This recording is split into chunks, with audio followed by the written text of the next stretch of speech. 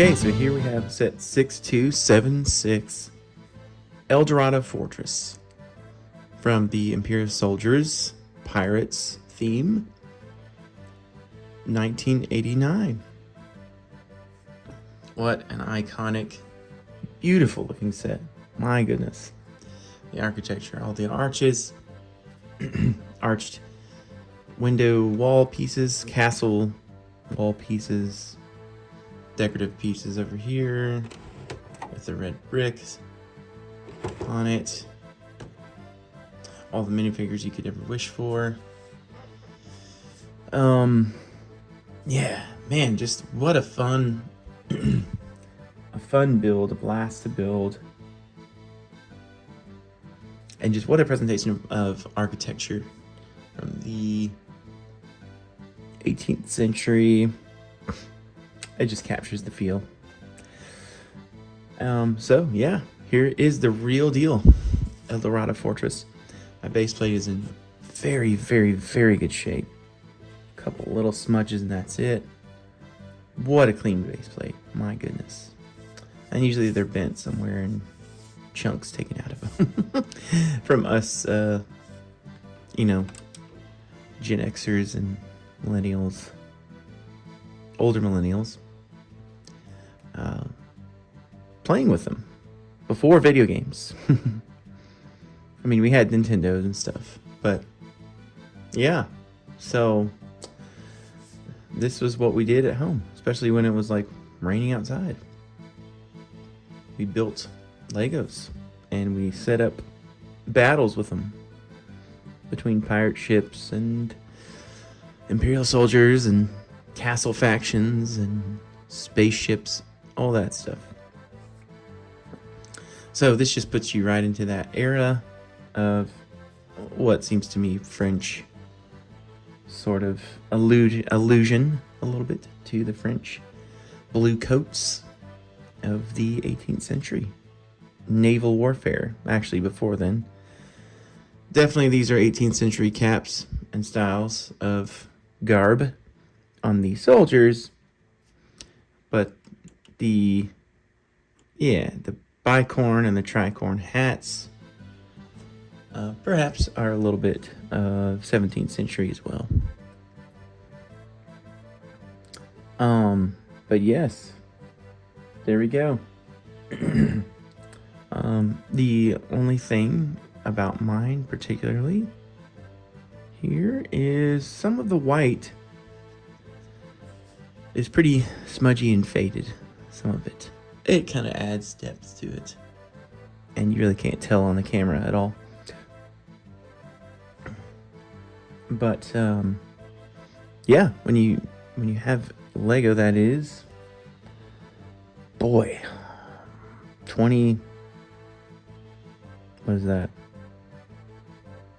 25 years old? Or more. No. Excuse me, 30, upwards of 30 something years old. I can't do math very easily. Anyways, that's what you're going to have. So 6276, Eldorado Fortress, they redid recently. And it looks great. It looks fantastic. Of course, nothing has the charm of the old sets. Of course, I'm going to say that. But it looks fantastic. Chime in if you have one of those. Mine in particular has firing cannons with it. Those are UK made ones. Let's grab a little cannonball here. They're in great shape. They look great. I really like those firing cannons. We'll just put one into Redbeard if we can hit him. Oops. Gonna have to do it at an angle, I guess. Pow. Yeah, an angle. That's the way to do it. Anyways, and yeah, that's the only thing that's kind of unique about mine versus the American version. Eldorado Fortress comes with 1, 2, 3, 4 Imperial Soldiers. It comes with Lieutenant de Martinet.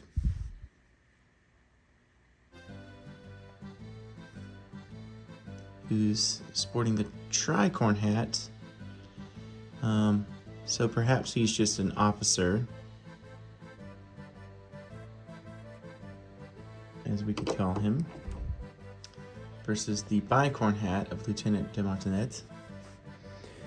And then it comes with also a couple of random pirates, including Redbeard, and a pirate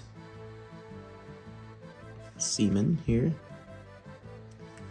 And somehow they're stuck in a rowboat nearby. I really don't know how they made it out to the fortress in just a rowboat. So it's kind of an odd inclusion for sure.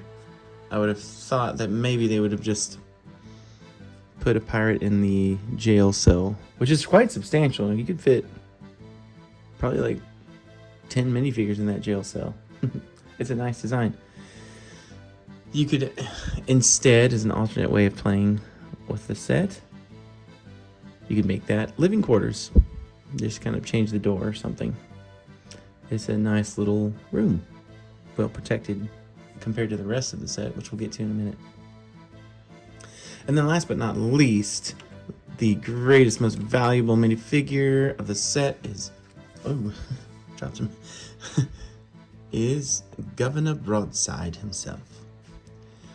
Oui, the French Governor Broadside. And he has this great bicorn hat, which they have him, that's, to me that says French or something, I don't know, but you could also have him sport it this way. And then he's got that mustache, like a little bit of sideburns. He's got a clear goblet, the only one of its kind as far as I'm aware of. Perhaps in some city sets there might be one or two, but as far as I'm aware, this is the only one. Of course, he's got the saber, and he's got the unique jacket print, which looks great, very formal. He just is someone of rank. And then the red feathers, which kind of makes him unique from the Caribbean Clipper, which is a yellow tri-feather. Yeah, so some great minifigures, of course. Tons of guns everywhere. They just have guns on this like mounted thing, ready to shoot down at boats that try to dock, or maybe they're just going to shoot down at visitors from above.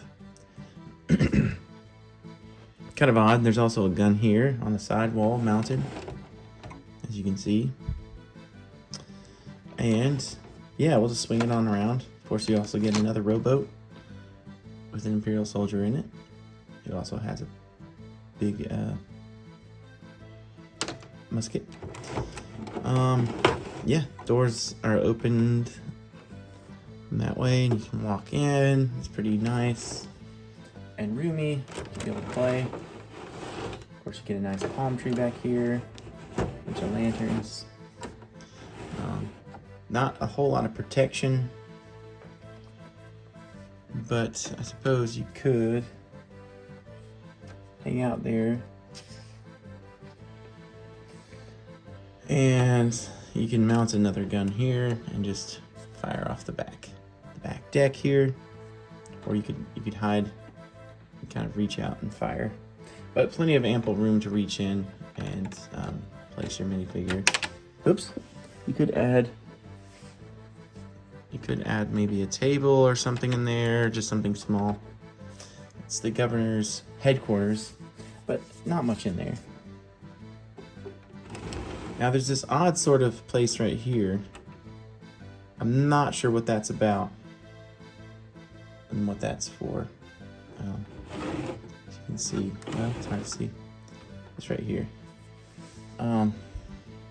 It's like a little awning, like, you know, I can see where you could stand under there, and it has a little bit of a roof down to protect down below, but I really don't understand why it's there.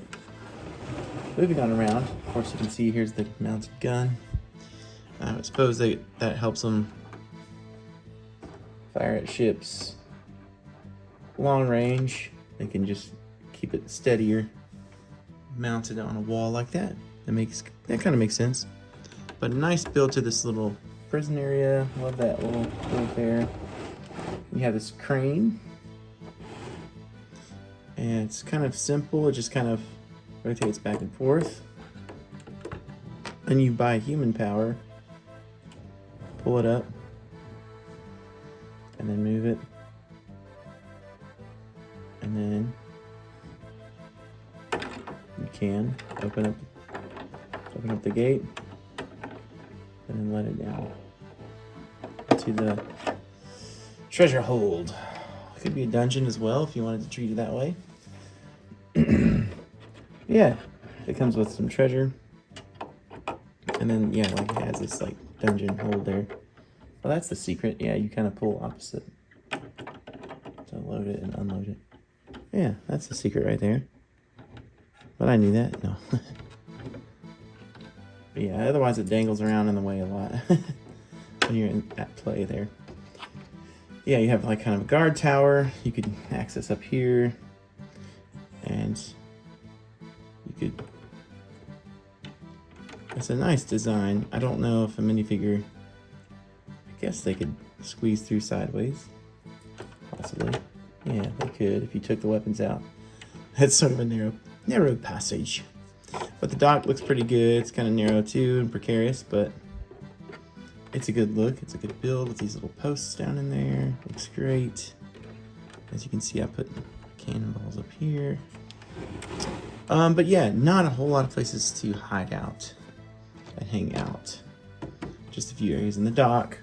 You get a tower here, and I guess you could figure out a way to climb up here and access the cannon. But it's mostly for human finger power to exploit. Yeah, of course you get a treasure chest. Yeah, there you go. It's a great build. It's a great look. You could probably attach something like Broadside's brig onto it or near it. I don't know, something maybe there, I don't know.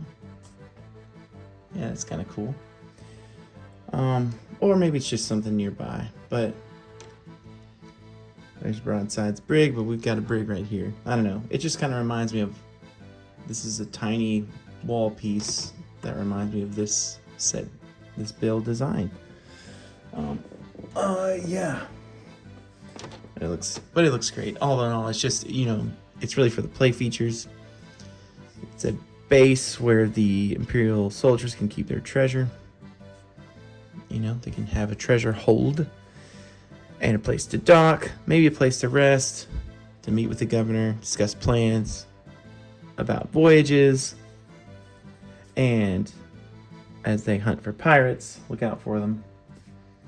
Oh yeah, so it has, of course, like I mentioned, the minifigures. It has Governor Broadside, of course, Lieutenant de Martinet, Imperial Soldiers, Captain Redbeard all of a sudden shows up as well.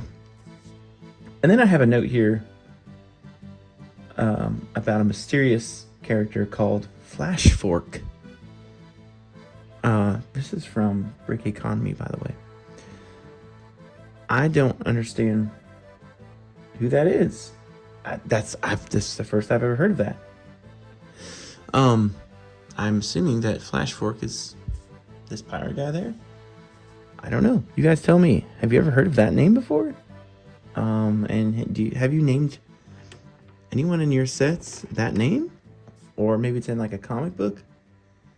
Lego had little comic books throughout the 80s and 90s. Anyways, that's a really interesting mystery. But yeah, last but not least, I have a great sample of instructions. One tiny rip, and that's it.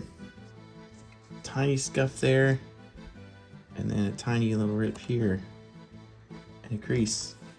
But my, those are in such good shape. My goodness, I don't have any 80s catalogs that are as good a shape as this one. This is pretty awesome.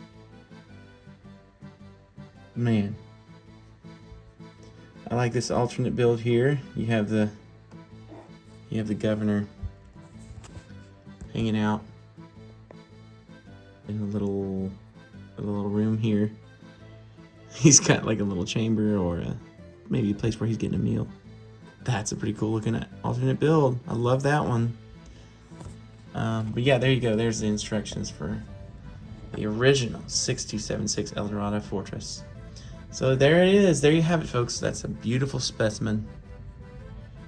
I spent a lot of time on this video, but it's just awesome to look at. It really is. So thanks for tuning in. Let me know if you have this one and how you implemented it into your Pirate Imperial Soldier display. Maybe how you pair it with other sets. Comment on the mystery of some character called Flash Fork. I don't know what that is. Help me figure that out. And last but not least, let me know if you have the new reimagined reissue version of this, which just came out in 2023, and your differences there. I've not seen that one. I don't have it, but yeah, let me know what you think of that one versus this one. All right, thanks, and like, subscribe, leave a comment if you like this set, and here you have it, 6276 Eldorado Fortress, the original from 1989 Pirates.